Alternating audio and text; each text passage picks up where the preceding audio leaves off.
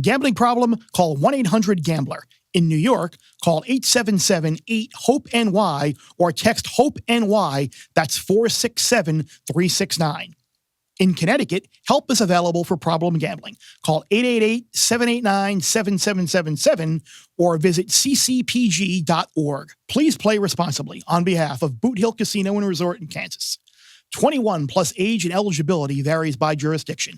Void in New Hampshire, Oregon, and Ontario. Bonus bets expire 168 hours after issuance. For additional terms and responsible gaming resources, see dkng.co/football.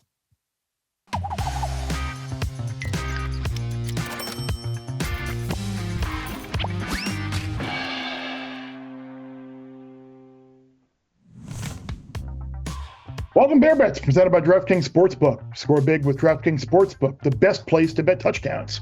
Download the DraftKings Sportsbook app and use the code BEARBETS. That's code BEARBETS for new customers to get $200 in bonus bets. I am your host, the Bear, Chris Fallica, joined again by Geoff Schwartz, as I am every week. Sammy P. and Will Hill will join us in the gambling group chat in a few minutes. Couple of best bet winners, right? Oh no. Did we have a best bet winner from you last week, Jeff, or no? Okay. My LSU's defense. LSU forgot to play defense. But you won everything else. Never hit my fade. When that happens. Hit my fade. Never again do I bet on LSU's defense, Bear. But I will like to announce that unlike UNLV's starting quarterback, I did get paid to show up today. My check is cleared, and I am glad that my employer has honored the contract I may or may not have agreed to. No one really knows, but I'm here to talk to you about college football and, of course, the gambling group chat that we'll do in a little bit. How about that story, Bear, from this morning as we tape this on a Wednesday? The messy world of NIL, but this is Bear, I know you're going to talk about this in a couple of days with Bruce. The overriding point I want to make is that this is messy on a smaller scale. Like the Power 5 programs, Bear, this is locked down, right? It's locked down. Yep. They have contracts. They have great NIL collectives. But this is going to be messy, the group of 5 level, where it's not quite as organized. There's not as much money to go around. And I'll just say this to the players. Sign your contracts. Okay, verbal agreements from coaches are not binding. Coaches do not know what's happening with the collectives. They're not supposed to, Bear, right? They're not part of this. So, athletes, sign your contracts, man.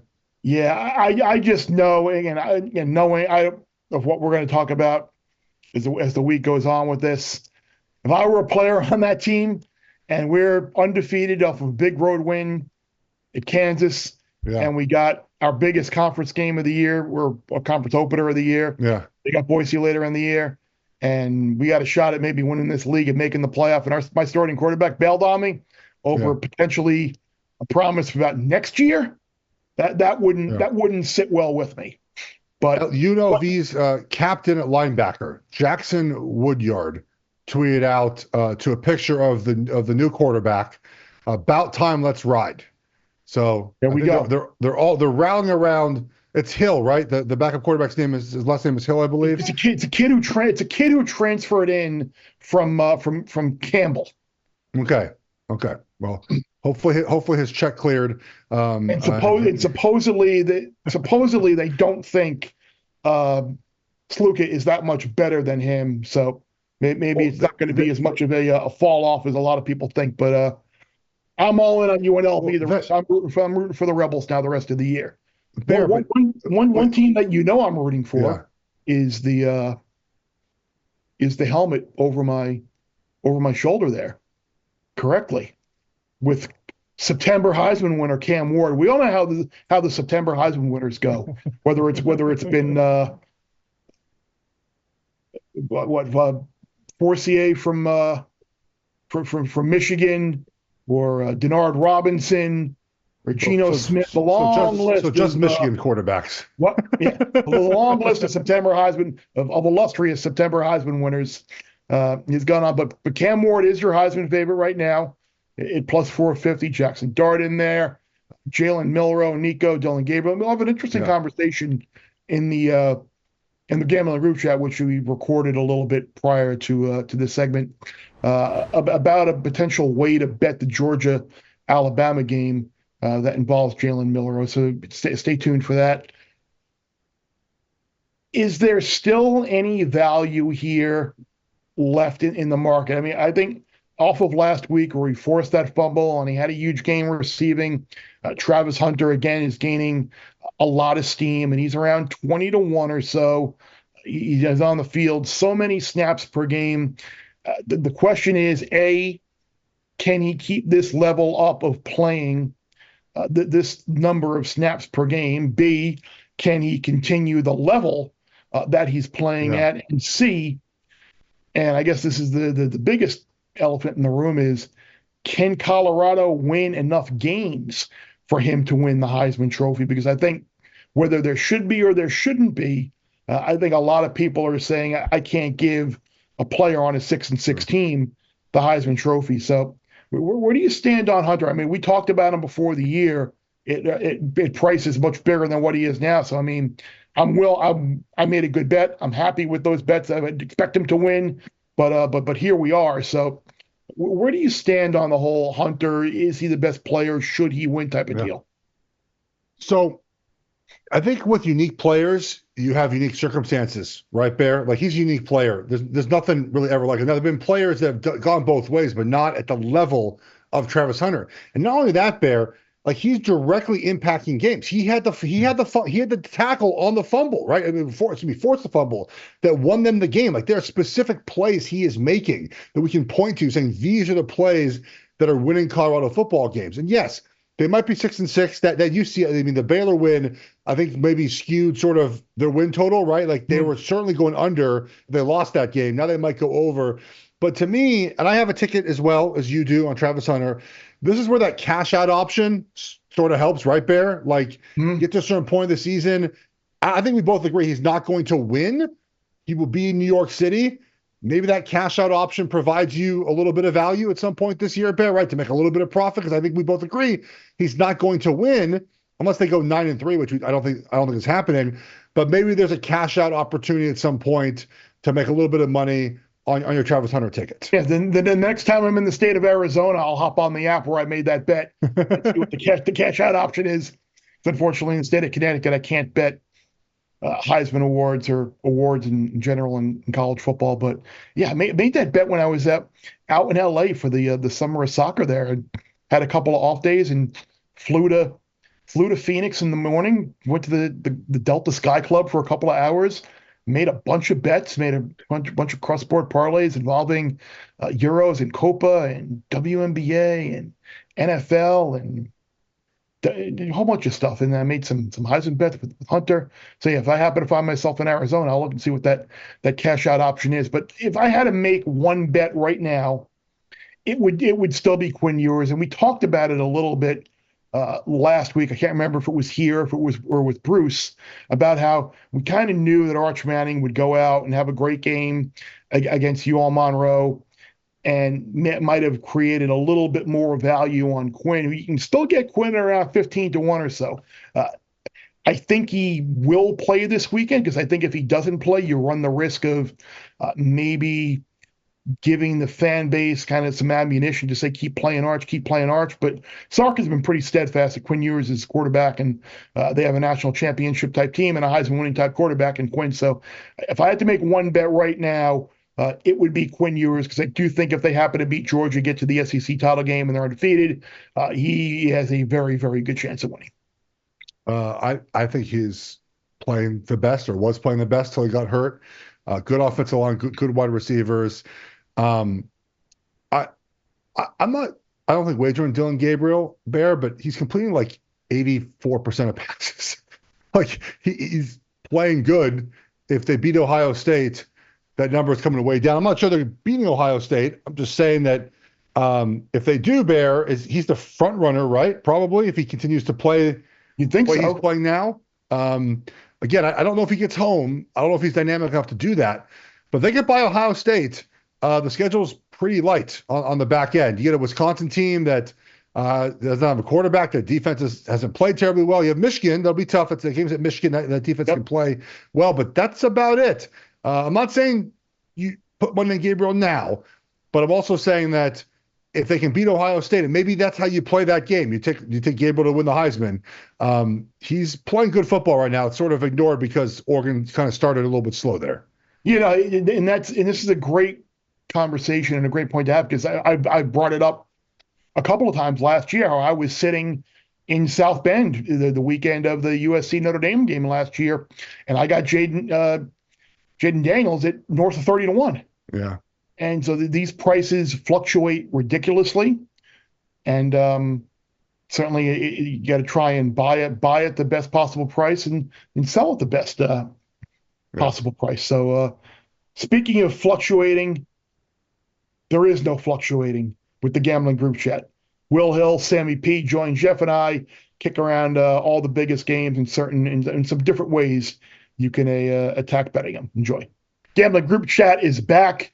Myself, Jeff, joined by Sammy P and Will Hill on a weekend in college football where we've got 4 ranked matchups, and obviously the biggest one takes place Saturday night in Tuscaloosa. Number 2 Georgia at number 4 Alabama. What are we looking at here now? We've seen the Bulldogs favored by anywhere between 1.5 to 2.5.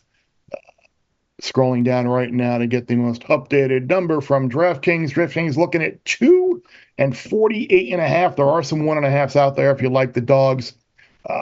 Georgia getting a little bit of bad news with London Humphrey being diagnosed with mono, so one of their better wide receivers is out for this game. And this is a Georgia offense that struggled the last time we saw them play on the road at Kentucky a couple of weeks back. Carson Beck had some difficulties, but they did pull out a win. It kind of reminded me of that game at Missouri a couple of years ago where they had that fourth quarter comeback and that ultimately rest of the year kind of unchallenged wind up winning the national championship. First time the Tide are a home dog since 2007, November 3rd, 6.5-point dog.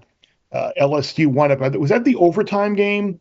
I'm trying to think. Was that the game was that the Saban homecoming game? What? No, wrong year. Not the 9-6 game. No, 2009-6 was the. I was there. 9-6 2011. I was at that 2007, game. 2007 was the weird, the LSU crazy year where they had the comeback. Les eating the grass where he lost track of the time against Auburn. Yeah. And then the other comebacks that they have throughout the year. So I got my years mistaken. A couple of years later was the Nick return game to Baton Rouge where they it was an overtime game. I think they beat LSU in overtime. I think John Parker Wilson might have got pushed in overtime, the original push. So anyway, I'm giving you an unofficial or an unofficial oral history of Bama LSU and the Nick Saban just returning to LSU Alabama era. But onto Saturday night.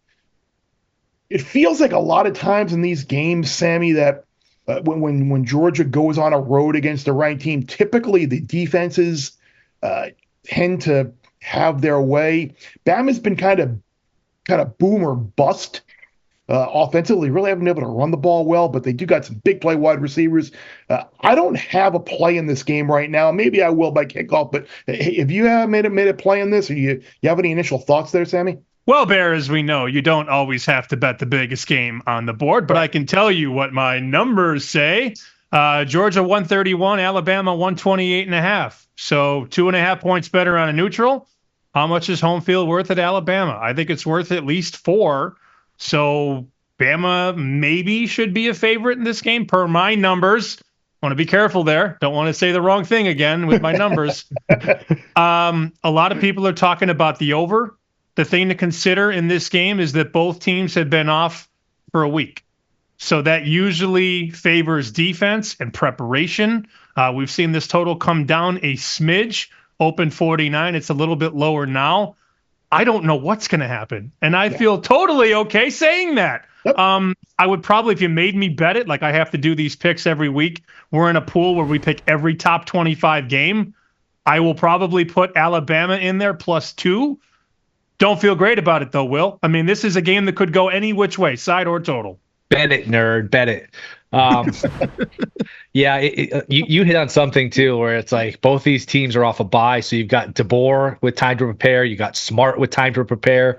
That adds a lot of intrigue to me.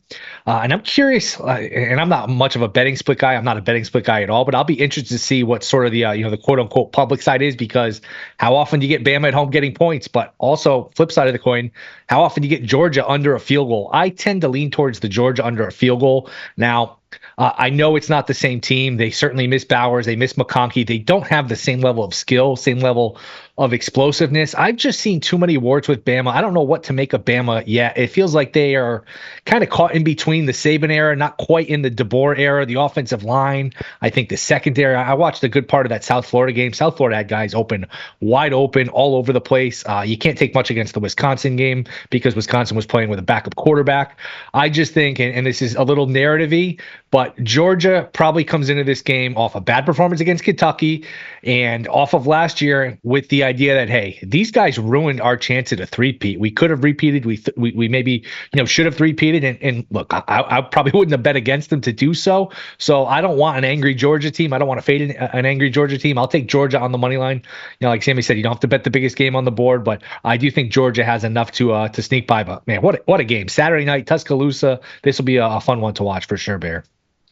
I don't have anything on this game, but I do think that the wild card is the Alabama team, as well mentioned. Like, we know what we're getting from Georgia, right? I think we pretty much know what we're getting from them. They have some injuries, though, that are concerned, right? Some offensive line injuries, some defensive line injuries. Those will matter in this game. But Kalen DeBoer, look, maybe I'm scarred from last season, the year before that. Like, he coaches well in big games. Just always has. He gets 2 weeks to prepare. Like, they'll have something for Georgia. It comes down to how Milroe plays, right? Is he dynamic with his arm? We know he can run, but can he throw the ball? If Georgia says, hey, we're not going to let you run the football, can you throw the ball? And then defensively, as you guys have mentioned, Alabama has had warts. They have not played an offense remotely close to what they're going to see this weekend. They've given up chunk plays. They've given up running. Like, so to me, it's Alabama as the wild card, right? Like, I just think if they've improved, I should say, during the bye, this could be Alabama's game. If they just sort of are what they are, from what we've seen the first 3 weeks, I think Georgia wins this game. But I would not bet against Kalen DeBoer in a big game like this. Bear, you got to consider this too, Bear, the Heisman market, because Cam Ward, as much as I love the U this year, they really haven't played anybody, and that win against Florida maybe isn't as strong as it looked at the time. But this is the first real Heisman moment for guys like Jalen Milroe and Carson Beck. And you can get Milroe, DraftKings has him about 8-1 right now. If he goes off in this game, 8-1 is long gone. Conversely, Carson Beck, you could find it 16-1 to win the Heisman. If he goes off, that number goes way down. So maybe a better bet, rather than get involved with the side, is bet the quarterback of the team you like to win the Heisman. And if that comes to fruition, forget your +2, -2. You're talking about a Heisman number that could maybe be chopped in half on either side, depending on who wins. Yeah, I like betting it that way better than just betting the game, because I think we've all kind of proven the point that I made earlier. Like, I don't know what to do with this game. And Sammy, you said it. Like, I don't know what to do with this game, and I'm okay saying it. Like, but you're right. The one thing, Jeff, I do want to ask you is, do you think there might be a slight advantage for Georgia here, only because Nick Saban, all these coaches in the SEC were so familiar with him, and they know Georgia, they know what they're going to do, they know their tendencies, they know how Kirby's going to adjust for certain things.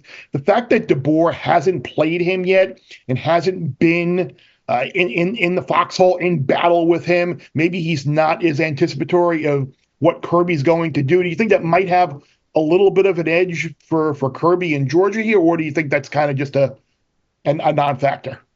I think it certainly was an edge in the past, but he did play Oregon's defense, which is supposed to be Georgia-esque in scheme, right, Bear? I mean, they don't have the players that Georgia had, obviously, and he tore those defenses up. So, I mean, I think he sort of understands what Georgia wants to do. Now, of course, they have better players, right? So they're able to execute better than Oregon was the last couple of seasons. I don't think it's that big of a problem. Look, again, Kalen DeBoer is what now? 111 and 14 as a head coach. I mean, like, all he does is win games, and I think if you give him 2 weeks to prepare, he'll be fine and be able to make adjustments. Remember now, Bear, and everyone, they get video on the sidelines now. Like these coaches can make adjustments better than ever before. The ones who know how to use it correctly.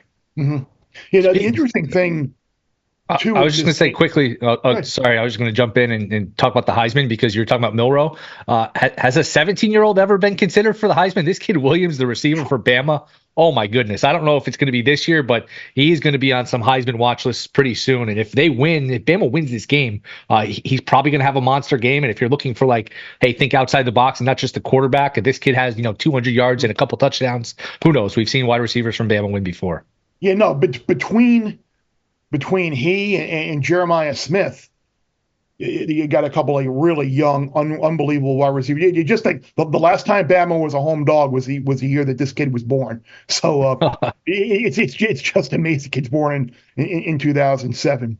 So it's interesting though, this game and who it matters.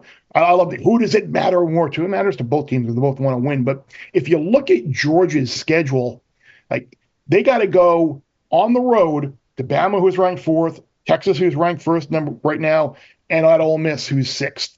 And then they have Tennessee, who's number 5 at home. They got 4 of the top 6 on their schedule, which is pretty remarkable. And look, you wouldn't expect Georgia to lose all of them. You would think they'll win at least 1, maybe 2. But I guess I'll take whoever wants to take it. Like if Georgia finishes 9-3 against this schedule, like how do we view them? They're still a big price, to make it into the college football playoff.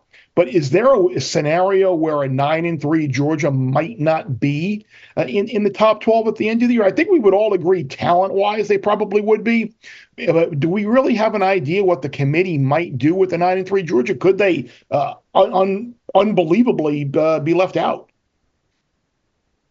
I would say we probably, having never had a 12-team playoff, I think none of us are really aware of how weak the end of the bubble, like the back end of these playoff teams, is going to be. I still think 9-3 Georgia, the branding, who their losses would be against. I still think if you force me to answer, 9-3 Georgia would probably get in, Sammy. The top 6 teams in the country right now, in terms of power rating, 5 of them are from the SEC. Georgia, Texas, Ole Miss, Alabama, Tennessee. So it sort of depends on how they get to 9-3. If they get to 9-3 and lose 3 games by a combined 10 points, they're in. But if they get worse over the course of the season, you could make a case. But if you're the committee, you probably want to put the perennial contender into the playoff over a team like Notre Dame. Let's play this forward. Do we put in a 9-3 Georgia with losses to Bama, Ole Miss, and Tennessee, or do we put in an 11-1 Notre Dame with a loss to Northern Illinois? To me, it's an easy answer, Jeff. It's the SEC team. Well, I'll take a step further. A 10-2 Iowa team or a 9-3 Georgia team. I think you're taking Georgia, right? Because look, we learned last year, obviously, that Georgia probably should have been included and would have been competitive in a 4-team playoff, even with the loss at the end of the season. I don't think they'll make that mistake twice. I mean, that's the point of the 12-team playoff, right? Is to not make that mistake, is to get the 12 best teams in, regardless of record. Now, of course, record matters. You can't be 8-4, but if you're 9-3, having played that schedule, to Sammy's point, it's how you lose those games, right? If you lose by three times, you're in over another team. If you get blown out on 2 of them, you're probably not in, right? So it depends on how you lose, and then also the other teams around. Because I think we feel comfortable with Ohio State, right, and Penn State, and probably still, one ACC team, Miami, maybe Clemson gets in there as well, the way they're playing right now. One Big 12 team, one G5 team. Yeah, a 9-3 Georgia would slot in there between 10 and 12, and they still might be the 4th best team in the country, even though they're 9-3. Yeah, I would agree. Like I would totally agree with you on Georgia potentially being in.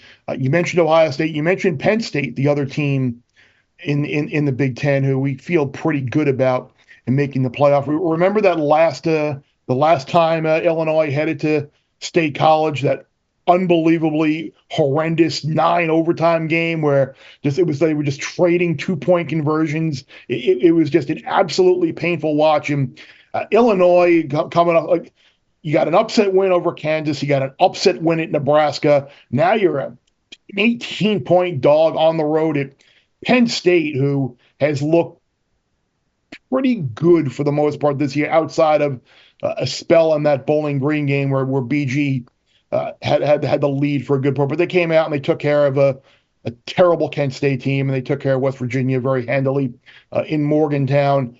I remember that note that I brought up prior to that West Virginia game about how James Franklin when favored between 7 and 24 points.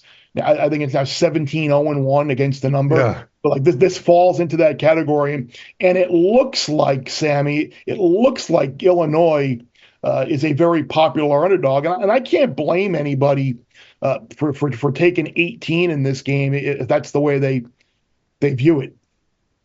I made the game 24-13, so I would lean to an Illinois cover, but I also am nervous that this is the game that Illinois falls behind and doesn't have the ammo. What I think I'm going to do, guys, is 24-13, by the way. You said that was your score. It was 48 in this game. I like the under. That's what I was getting at. I think it's more likely we get a 31-10 game.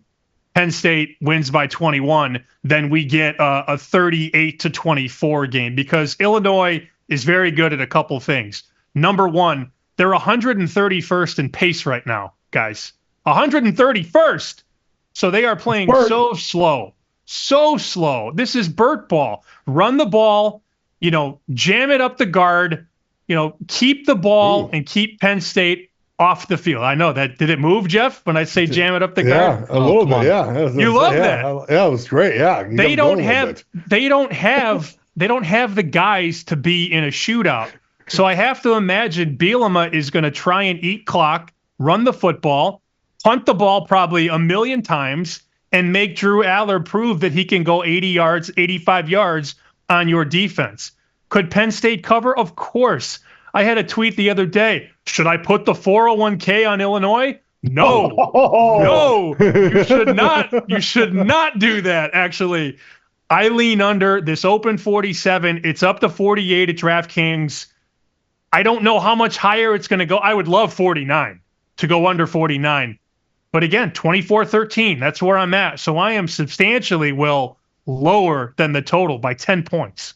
I think we have a little crossfire. I might need to do a little side bet. I actually look towards the over just because I look at Colton Nicky, and he's going to figure out a way to put up 30-something points. I thought Nebraska really, threw it well. Probably should have thrown it more last week. Look, you make a good point about the Illinois pace, but Bowling Green moved the ball against this Penn State defense, and if Penn State's in the 30s, what do we need out of Illinois? Like 17? I don't know. I could just see like a 35-17 type of game that would put it as a push towards the total. I do lean towards taking the points. Of course, I haven't bet it yet. I'm terrified of the scenario where Penn State gets the ball up 14 and Franklin is on a mission to it's like he's driving to win the Super Bowl to cover that number at 18. So I don't want any part of that. It'd be lean towards Illinois, but I actually like the over more than the under here. Will, I think you said it, what's going to happen, right? It's 24-10. Penn State has the ball with 6 minutes left. Oh, he's like Mahomes in the Super Bowl. He's got to get right in. Absolutely. And as they always do, they're going to score with a minute and a half left to go up 31-10 and cover this game. Sammy's going to hit his under, and Penn State's going to cover. That's my concern, right? I think Illinois sort of has to win one way. They beat a Nebraska team that is more flawed than I think we think. Yeah. Will's a fun story. It's a great story, but that offense actually doesn't really produce very much. At Nebraska, they scored 28 points against Colorado early. That was about it. That game was dominated by that defensive line. So I think Illinois beat a Nebraska team that isn't as good as we think. This is a much tougher task. They're on the road for the second straight week, and I think they just have one way to win. And when you have one way to win on the road, that concerns me about your ability to cover. It's a big number. I'm not wagering on this game, but I actually would lean to Penn State a tiny bit here, covering this game late. Yeah, I have a feeling I'll probably have a Penn State ticket in my pocket, especially if this thing maybe dips to 17.5 or so. That might be a little bit more enticing as well. But I would lean Penn State as well. Question for the room: Did we, by we, meaning the collective college football community, do we kick dirt on old Dabo and Clemson maybe a little bit too soon? I mean, since that loss to Georgia, 125 points in 2 games. Klubnik's accounted for 11 touchdowns, and Clemson fans have basically been asking, where the hell's this offense been the last couple of years? They look at the schedule, and the only current ranked team they have remaining on the schedule is Louisville. And there's a chance, I think, by the time they play Louisville, if Louisville were to lose to Notre Dame, lose to Miami, like Louisville may be unranked. So like we're looking at a chance, an opportunity here, I think, with Clemson. Maybe so much hype around Miami. It looks like maybe is there a little bit of value still on Clemson maybe to win the ACC despite our love for the Canes there, Jeff? I don't think so. I think we know what Clemson is by now, right? They're good against the teams that they should beat, right? Then when they run up against a team like Miami or Georgia, they're not good enough to beat that team, right? Like this weekend, they play Stanford. I think the number is about 21 and a half. I haven't checked the last couple of days. I'm waiting for it to come down to Clemson. Like, they're going to dominate Stanford. Stanford's on the road again. I don't know if they stand on the East Coast, but that's a long Syracuse, back to Stanford, back to Clemson. It's going to be warm this weekend in South Carolina. Like a little wet conditions as well. Like I think they play ball at Stanford. Like they've always done this, right? They play well against the teams they should, and then when they play the teams that are 50-50 games, they lose those games. So this is what I expected. I thought they'd win 9 or 10 games, lose to Georgia. They might drop one here and there, but Miami, to me, is a more dynamic team. And then, of course, in a one-game situation, they can lose that game. But this is what I thought Clemson is. The expectations for Clemson are to beat Georgia, right, or to win those big games. It's not to beat Stanford. We know they can do that. Yeah, I mean, I don't know if we kick dirt on them too fast in terms of like, hey, this team could actually still win a national championship. I don't know if we're on that level, but I think we did probably, at least I did, kick dirt on them. We're like, hey, they're going to go under 9.5. They're not even a factor in the ACC anymore. And Bear pointed out they're going to be favored. They should probably win the rest of their games. And this ACC that we thought, I thought was a little more balanced, a little deeper than it was in the past. I mean, you just look at it, SMU, NC State, Tech, Florida State. A lot of these teams have not even been disappointing, just very, very underwhelming here. And yeah, not to sit here and just give out a million guys for Heisman, but I think there's some 75, 80 to 1 on Klubnik. If you're talking like, free bets or some of these boosts, if you're just looking for long shots that you think are live going into the ceremony, I mean, if they run the table, that number is not going to be 75 to 1. So yeah, I'm with you. Clemson is probably a little better than I thought 3 weeks ago. Will is cornering the Heisman market like our guy GRP right now. He's just got every player in the country to win the Heisman. Let me spin this forward a week. If Clemson wins this game by 35, I'm not saying that's going to happen. Let's just play this out. I'm not going to bet the side. If Clemson wins this game by 35 or more, can I get 4.5 with Florida State at home next week? That's what I want to know. Because right now you've got a Florida State team that nobody wants to bet, and I understand it. But how much better is Clemson than Florida State on a neutral? I think it's probably like a touchdown. Yes. So, okay, how much is home field worth at Florida State? 4.5, 5. Ooh, I don't know about that right now, brother. Okay, 3.5. So Clemson minus 3.5 at Florida State. Are you laying that number, Bear? Yes. Oh, you are? Okay. All right. Yes.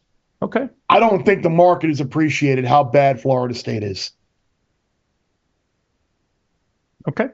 They played the Cal Bears close. The fighting Justin Wilcox has covered that spread, though. No, they didn't cover the under hit, right? But they didn't cover that game. Yeah, it was 2.5. They had every chance to cover and win the game outright. They just couldn't. That's a bad Florida State offense, man. Maybe this will be a fun discussion to have leading up to that game. But yeah, maybe I think maybe my opinion of Florida State is a little more negative than others. But yeah, it just does not look like a team that is going to beat anybody of consequence or play with a really good team this year. But that's just my opinion. You mentioned Florida State next week as an ugly dog. Can I interest anybody in my my trio? It's like going to Olive Garden and getting like the tour of Italy or whatever the heck they used to call it. Like, can I interest anybody in Maryland +7 against Indiana, Purdue +10 against Nebraska, and Minnesota +9 versus Michigan? And anybody want a piece of that stench? I think Indiana is really good. I like they have played some good football so far. I don't know if I'm laying the 7 with them in this game. I'm gonna look more on it. Purdue guys, I watched that Oregon State game on the CW. I don't know how many people managed to catch that one. I saw the ratings, not a lot. A lot of people probably did, Jeff, because there was that they were betting Purdue last week like they knew the final score. Yeah. Again, the CLV there, I took Oregon State as soon as it got under 3. I thought that was a little crazy. The Beavers are not overly talented. They dominated. Like, Purdue is bad. Now, this is Raiola's first road game, which could matter in this. I think we're seeing sort of first-time quarterbacks on the road struggle, but it's Purdue. It's not at Ohio State. So I would actually lean towards Nebraska in that one and lean toward Indiana, Will. I don't have really much on Michigan. I can't – look, I've reached a point where I don't think I can wager on teams that can't throw the football. Yeah. I mean, you just, and we'll get to Oklahoma State and Kansas State in a second, but if you can't throw the football, I can't wager on you, Will. Like, Michigan to me is a complete stay away at all times. I love how Sam and I joked about this. We were on Michigan the previous 2 weeks. We knew it was the right side this week. We knew it was. We didn't do it. And Michigan obviously beat USC and covered. Of course. Yeah, my only problem with Minnesota, they have struggled against these run-first teams. I mean, Iowa didn't really put the ball in the air last week, and Iowa dominated that game, in Minnesota. So that's the only concern. Again, I can't lay 9 with a team that can't throw it, but I'd actually probably lay it before I took it in that one. I don't know if you have anything on those, Sammy. None of those made my card, though.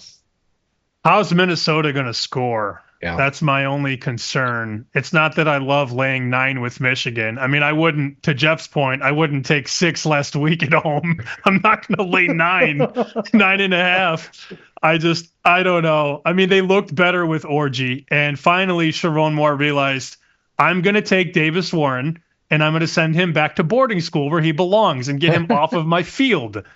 What a joke that was. I want to know this, Bear. How much better was Davis Warren at camp than Alex Orji? And how did it take this long to figure out that Alex Orji was your better quarterback? Like 3 interceptions against Texas, 3 interceptions against Arkansas State, and finally Sharon Moore's like sitting there at 2 a.m. eating cheese dip thinking, I'm going to go to Alex Orji. Like, how did he mess that up so bad in the offseason? I'm just going to decide I can explain. I can explain. Times a game. Here's what I think happens, right, Sammy? You're in training camp. A guy like Warren does better as a passer in camp, right? He sees the same defense every day. He's doing well in practice. He does well against the scout team. You get to game day, and he plays. He's just not a game day player. And you have to wait a couple weeks to sort of see that happen. If you make a decision who your quarterback is, you shouldn't change after a week or two. That's, I think, what happened is he was good in practice. He was good in against scout team during the week, and then in the game he just stunk. And eventually it was like, we can't go back to this guy. Because look, Alex Orji, the problem is he can't throw the ball. I thought they would do something interesting in the pass game, just anything against USC.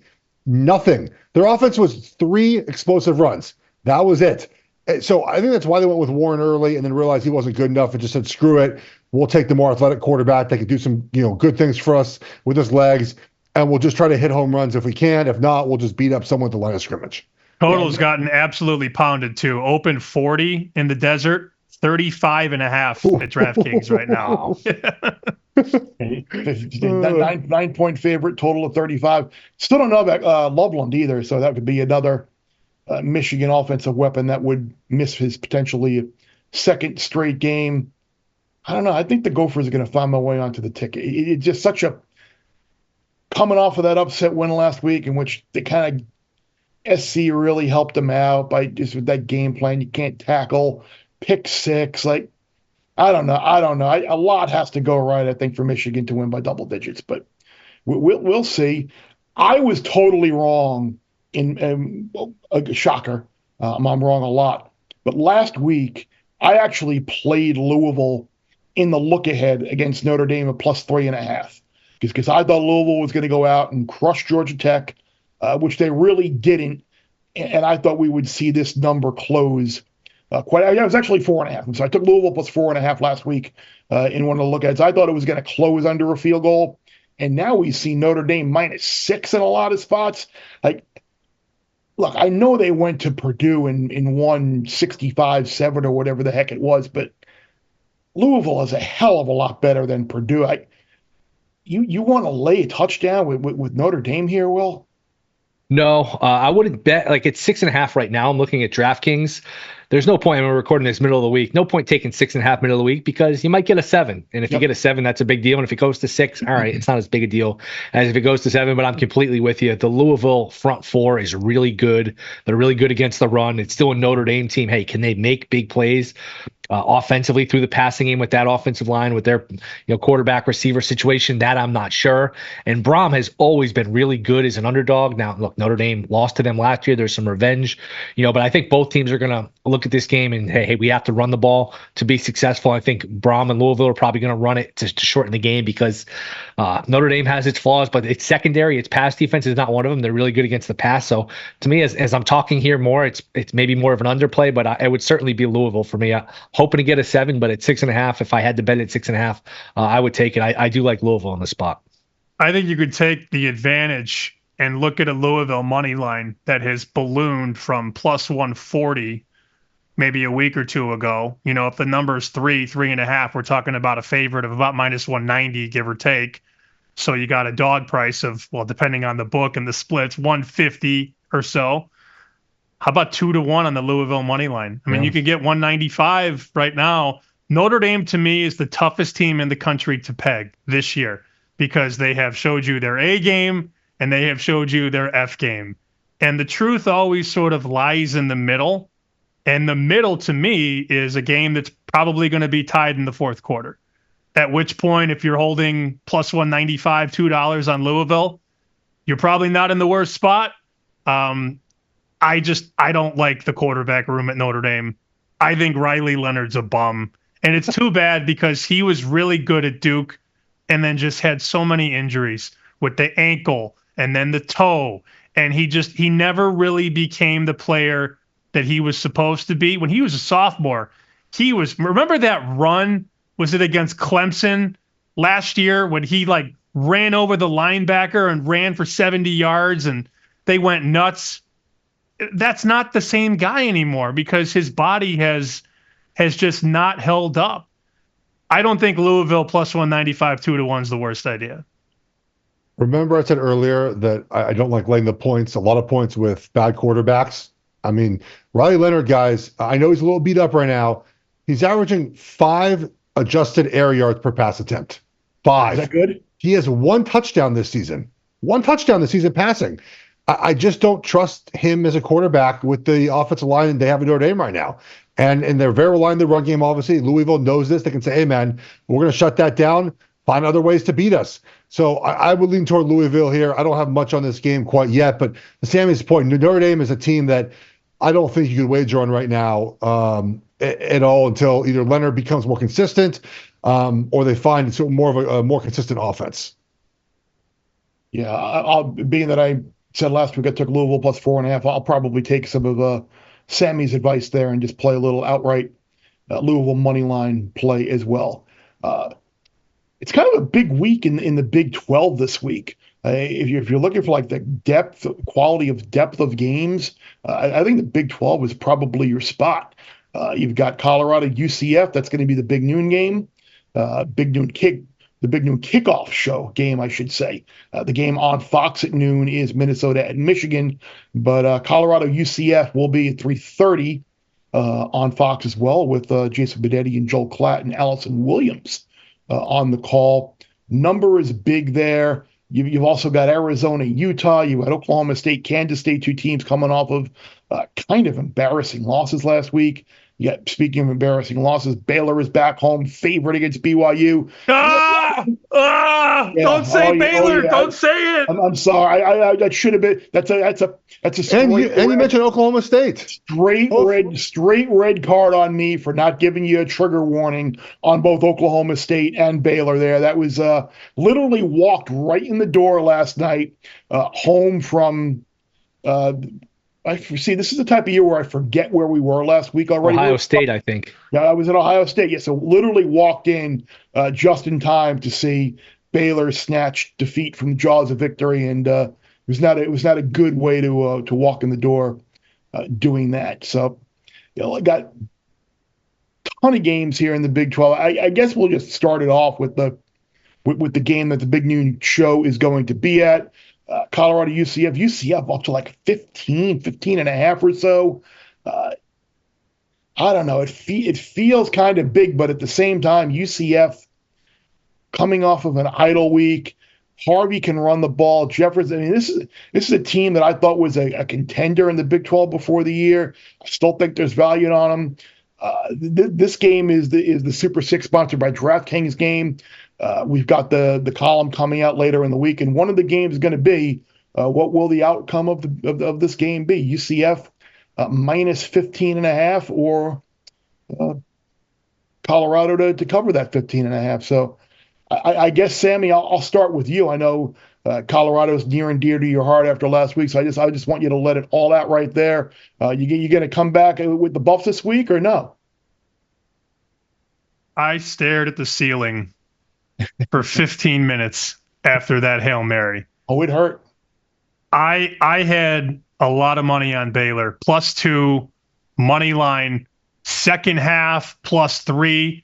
That was one of those Niagara Falls second halves where you knew they were all going to come Colorado -3. They're down 7 at half. Oh, all they got to do is not lose by 4, right? Yep. Just a double down chase a la carte. Here you go. Colorado -3, second half. Have at it, Haas. And everything is winning with 2 seconds to go. Ball at midfield. The field goal, nobody talks about the fact that Baylor missed the field goal to go up 10 with 2 minutes to go. Everything that went wrong. I'm just staring at the ceiling wondering, why, Lord? Why me? And then you got Jeff breaking down the game. Like, Jeff's breaking down the film the next day, and they show the guy that was supposed to contain Sanders. He runs right into the line. Like, he had one job. All you got to do is spy the quarterback, run outside, and put your hands up. He ran right into the line, which allowed Shedeur to rip it. Great throw. I hated the call. Just like 90. Shut up! No. That was the worst. That was the worst result. What were we talking about? Oh, Colorado, UCF. Here's the thing about UCF. Their pass defense is problematic. They are not good against the pass. So I don't like Colorado, obviously, for many reasons at this point. Colorado can score in this game. Total went from 63 to 64.5, 65. We're going to get some points. I haven't bet it yet. I would take over 14, probably, with Colorado. This feels very backdoor coverage for Colorado. I'm going to talk about this game a little bit later for one of my wagers this weekend. But Colorado, guys, is a pretty good second half team. They don't allow a lot of points. They score a ton of points second half of games because Sanders is sort of scrambling, trying to find Hunter downfield. I think this is a game where you don't feel comfortable if UCF is up 21 with 7 minutes left because Colorado can score at any time, any different way. I will say, though, UCF, guys, I'm looking up right now, their pass rush is ranked 22nd in the country by PFF. That's a problem for Colorado. Like, there's a lot of things that can go wrong here for Colorado, but I think their offense and how they operate in the second half of games will keep this game closer than we think at the end. UCF will start fast, but Colorado will be able to do enough, I think, to cover by the end of this game. I don't think Colorado in any way wins this game, but I would take Colorado full game before I do anything else. Yeah, the question in this game for me is the Colorado run defense. It's better. Is it better enough? Good enough here to hang. I'm skeptical of that. When you look at UCF, man, up tempo, over 6 yards a carry. They're putting up video game numbers with what they do on the ground. UCF team total 40.5. I like the over. I just think they'll keep scoring. I think they'll have to keep scoring. They play so fast. To me, them getting to 42, 45, 49 points is certainly within the realm of possibility. In terms of the spread, taking or lay it, it'd be Colorado or nothing because I do think they can get enough points to hang around and the back door will be open. But I think I like the Central Florida team total over the most of anything here, Bear. Yeah, would something like 49-35 be surprising here? Probably not. So no, I agree. I think of everything we've discussed here, I think your view on UCF team total over is the way that I would probably play it the most confidently here. So that's game number 1 in the Big 12. Game number 2, and Utah just continues to kind of smoke and mirror their way to wins. Sammy, you were all over it. We were all over it last week about the be careful with the rising injury. And sure enough, he did not play. And somehow Alan Bowman was probably the worst quarterback on the field, and that includes Cam Rising, who was unable to throw the football. Utah getting the road win in Stillwater, and they're still the favorite to win the Big 12. I don't know, though, and now they're laying double digits against an Arizona team that can't stop the run, but they have some threats in the passing game as well. I've got no real opinion on this game, given, again, we don't know what Utah's going to do with the quarterback position, and you would assume that Utah will just be able to run the ball up and down the field. So I got nothing on this one. Do you have any thoughts here? All I know is that the Utah reporters are going to embellish the truth every week. How about the guy on the sideline who was not only tweeting that Cam was going to start, but that Cam looks good in warmups and Cam is spinning the ball deep? Shut up, dude. Like, what? Like, there's one thing to report what a coach tells you to say. And clearly Whittingham told them all to say, hey, Cam's good to go. Mm-hmm. But this guy embellished the truth, Bear. A beat writer basically saying that Cam looks good. Cam's got no issue gripping the ball. Cam this, Cam that. And then he doesn't play. Like, to me, that's journalistic integrity 101. Tell the truth. It's one thing to say that he's good enough to play, but this guy was saying, oh, he looks great. He's throwing balls deep. Lies. All of them. I was getting flamed on the phone. Did you see what this guy was tweeting? Yeah, I did see it. Watch him not play still, because Utah's like, they just try and confuse you, and they just tell you things that aren't true about their quarterback for what feels like 8 years now with Cam Rising. I don't know, guys. It's a pass. I don't want to lay 11 with Utah. Arizona's got a really good quarterback, a good wide receiver in McMillan, who probably goes off the board first at wide receiver. I have no edge in the game, so it's a pass. Yeah, speaking of journalistic integrity, we had newsbreakers tweeting out, hours before the game, breaking news: he may play or he may not. Basically, was the scoop. I was like, thanks. I mean, it's ridiculous. Yeah. Yeah, I mean, we should change the name of this podcast to Who's Playing Quarterback for Utah, because I think going back to our first ever podcast last summer, it was Cam Rising questionable against Florida in that opening game, and that's last August. And of course, he's questionable for that game. He doesn't play a snap the entire year. So yeah, it's crazy. And as far as this game, I can't lay 11, or I don't know who's playing quarterback. Utah does have the revenge from that beatdown Arizona put on them last year. Arizona is coming off a bye. But if you've watched Arizona, they certainly need the bye because they have not looked good defending the run. Kansas State ran it all over them. It's Fafita, it's McMillan, and it's not much else on offense. So look, I would take it before I would lay it, but Bear, this is not anything I have in the account right now. Yeah, I after Utah burned us last week, guys, I'm out right now in Utah. I need a little bit of a break. We had that story, I think, we talked about it Wednesday when we recorded. We basically had it Monday, guys, right? We were betting Oklahoma State fairly early in the week, and that did not go our way. I think Rising will play. I haven't even bothered to ask. Like, I just defeated this week. I don't even care anymore. I don't even care if he plays anymore. I don't care. That's what it is. It's apathy. Like, I can reach out. I could probably find out. I just don't care. Arizona, as you guys have mentioned, they can't stop the run. They lost a lot of personnel. They lost their coach from last season. They're what Colorado basically is, right? They're a quarterback and wide receiver. In some games, they're going to look really great. In other games, they're not. I think we know what Utah is. They're going to run the football. Their defense played better than I thought against Oklahoma State. They didn't look as good against Utah State. I think you just sit home and watch this game. There's not much money to put in this. Maybe if second half under at some point, if Utah gets out to a big lead and tries to eat the clock up at the last couple of minutes of this game. But that's about all I got for this one. Yeah. I want to lay 5 with Kansas State, but I worry it looks a little too. I mean, they just got snowballed last week at BYU in kind of an obvious spot, coming off of that win the week before. You go on the road, you're a big favorite, and now. And then BYU is looking to maintain home field there in the role of an underdog, and BYU did get the outright win. It feels like Kansas State is the right side here against an Oklahoma State team that looked bad last week. And Alan Bowman, year 7 or whatever it is as well, he should not be making some of the throws and some of the decisions that he's been making right now. It feels like a Kleiman type game where they just kind of bowl over Oklahoma State here and get back to be physical and kind of take that loss personally. I think here, Kansas State, I think -5 could be something that finds its way into my account, even though knowing Gundy, this will be the week when everybody counts him out, that he winds up pulling an upset. Bear, I don't think they're going to pull an upset because they're not good at key positions. They're not good at quarterback and not good at offensive line.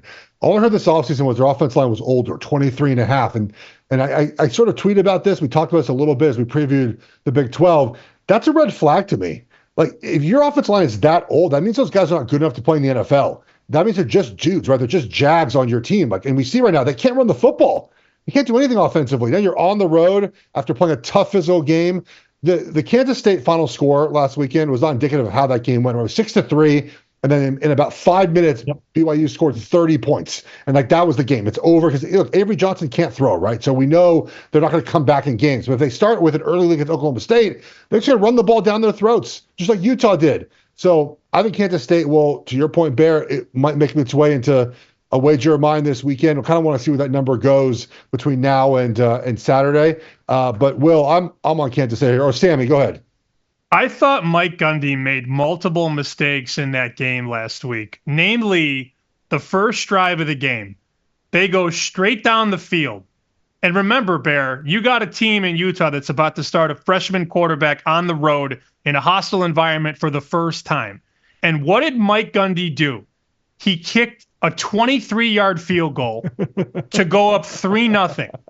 And I thought to myself, what happened to Mike Gundy?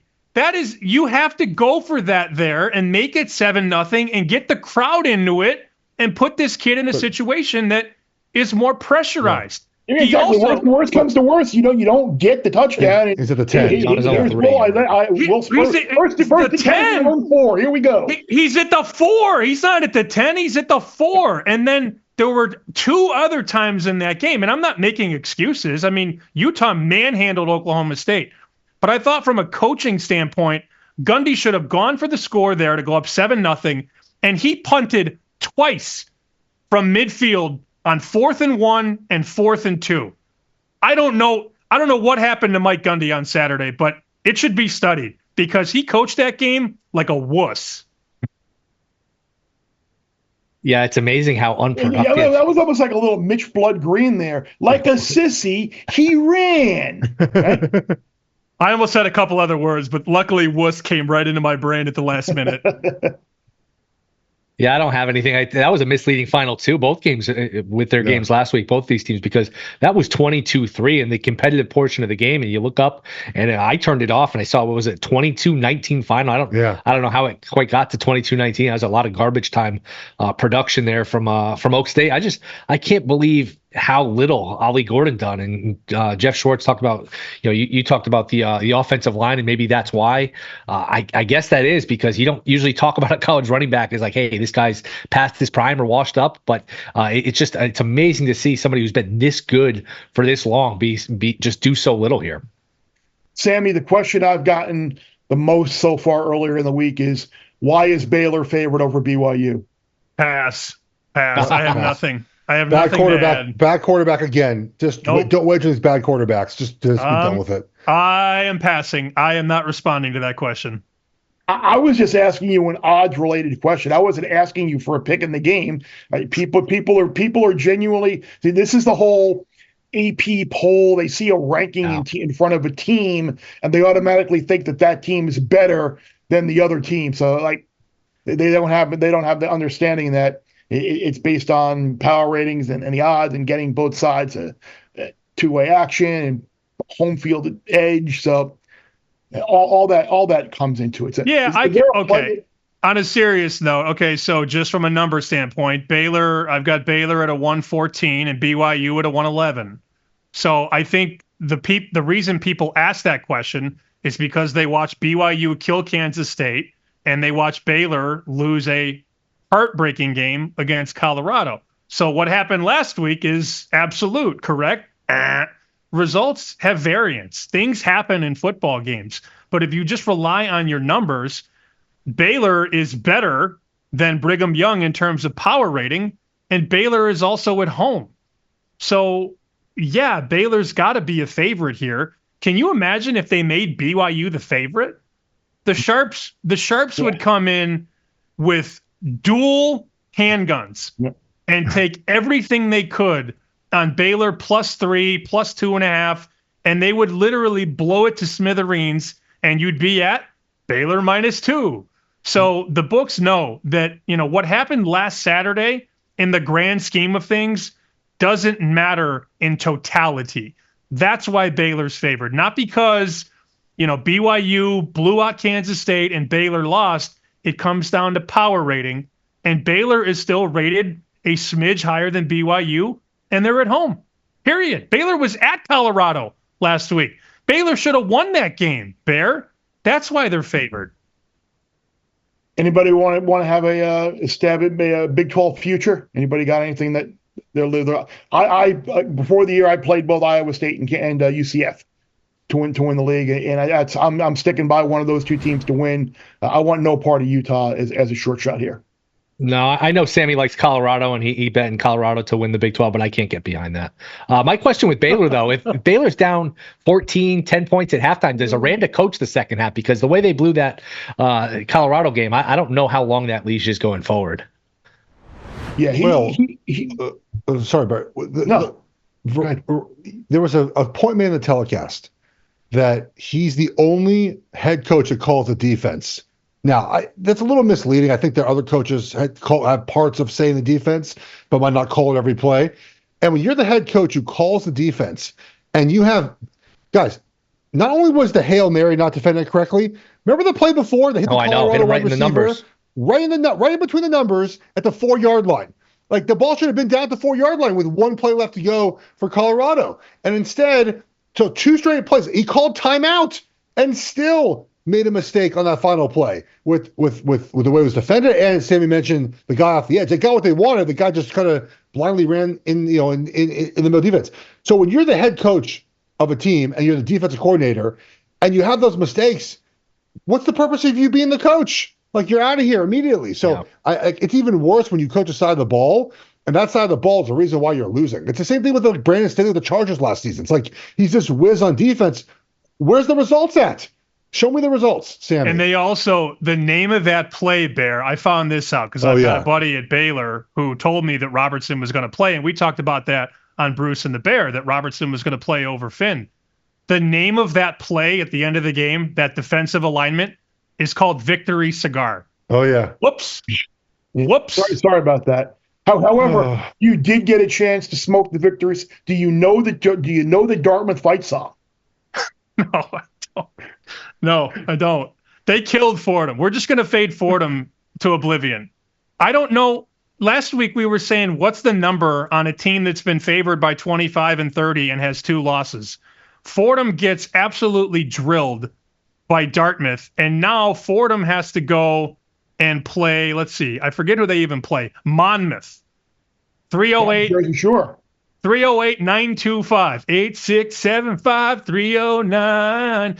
Fordham is probably going to be a 10-point dog, and it still might not be enough. But we don't have that number yet, so we will wait this out. Maybe I will text our producer Sully, who doesn't listen to our show, and ask me for the plays. Hey, come on. Hey. True. I think we're going to take Monmouth, and then our favorite bet in the FCS is 308-901. Holy Cross at Syracuse. Cuse off a very tough game over the weekend. I think it was actually Friday night. Didn't they lose outright? Yeah, Syracuse? Stanford. Syracuse comes out full throttle, score 42 points, and you get at least 14 from Holy Cross. That is 55 right now, guys. And I think that's going to be good up to about, let's call it 57, 58. 308-901, Holy Cross, Syracuse, over. We got the Dartmouth game last week. We got the Villanova, Maryland over at all numbers, which was nice. Looked a little shaky there for a while, but we got there in the fourth, and that's all ultimately matters. So we've reached the end of another gambling group chat. Hopefully the FCS plays and everything else will come to fruition as well. Appreciate you guys. All right, Bear, back him again in the group chat. I can't wait for our Fordham fade to come out this week. Sammy to text us. He texted us last week and said Dartmouth -11. Ugh, that number stinks, essentially like that. And then none of us wagered on it. And Dartmouth was up to like 24-0 at the end of the first half. So I think right now Fordham is auto fade. That's why you come here, guys. Auto fade Fordham. Let's not auto fade my fade of the week, Bear. These are going pretty well so far. What we're going to do this week, Bear, is we're going to have a play on big noon on your big noon game. We're going to take UCF in the first half -7.5. We're going to fade Colorado off their win against Baylor, right? A win they should not have had. We agree. Good job by Sanders making that final play. Good job by Hunter forcing that turnover. But Baylor was at the 26-yard line, Colorado 26-yard line, under 4 minutes left, up by 7. They should have put that game away. They did not. But the reason why I like the first half for UCF in this game, they're off a bye. They've had time to prepare for this game. They're going to be at home. They're going to play tempo. But Colorado Bear this season has not been a good first half team. They're 88th in the country on first half points, 101st in first half defense. They do not play well in the first half. What they do well is they play well in the second half. Second half defense, Bear, guess this. How many points do the Colorado defense allow in the second half of games so far this season? Well, they didn't allow a point against Nebraska. I think what they shut it. They allowed the one touchdown to North Dakota State, and they allowed what? I think 7 to Baylor. 4.3 points per game in the second half. They're doing a great job making adjustments. So I like UCF to come out fast in this game.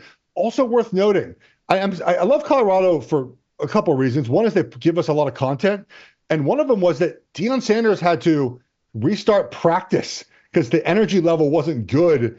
That's worrisome to me after a big win like that. So I'm going to fade Colorado in the first half of this game. UCF off a bye. They're at home in Orlando. They play fast. The Buffalo has not played well in the first half of any of these games. Not Buffalo, the Buffaloes. So give me UCF -7.5 here as my fade of the week. We'll see what happens there from Orlando with the Knights, if they can get there in the first half for you. My best bet, presented by DraftKings Sportsbook, I'm going to go to your alma mater, and I'm going to bet over 39.5 Oregon team total against UCLA. The stop down practice, not a lot of energy. It almost got you last week. I know. Didn't the Bruins have to shut down practice and restart it because there wasn't a whole lot of energy in Westwood last week? And then they went to Baton Rouge and put up a pretty darn good fight against LSU. LSU's defense, Bear, was so bad in that first half. I thought Alex Grinch had taken over their defense. Tackling, it was so bad. But I would think UCLA now, off of that week where you're playing in hot and humid conditions and a kind of a physical type game, you come home now against Oregon, who's off of an idle week, and they played their best half of football the last time they played the field, the last time they took the field in the Civil War against Oregon State. I would expect the Ducks to put 40 on the board at the prettiest venue in college football on January 1st, only the Rose Bowl. So, Bear, I was going to ask this in the gambling group chat. We sort of didn't get to this game. This game is at 11 p.m. Eastern, okay? For those who don't know, I live on the East Coast. What are the odds I make it to the third quarter? You'll make it. It's your team. You'll stay up and watch it. You'll be amped after watching Alabama, Georgia as well. You'll be up. My goal is to be in deep REM sleep by the time Dante Moore enters the field. So I hope that happens early in the third quarter. The reason why I like the over in this game, I'm going to further your point here about Oregon's offense. They play well against Oregon State. But Dante Moore is going to come in at some point in this game, and he was at UCLA last season, now at Oregon.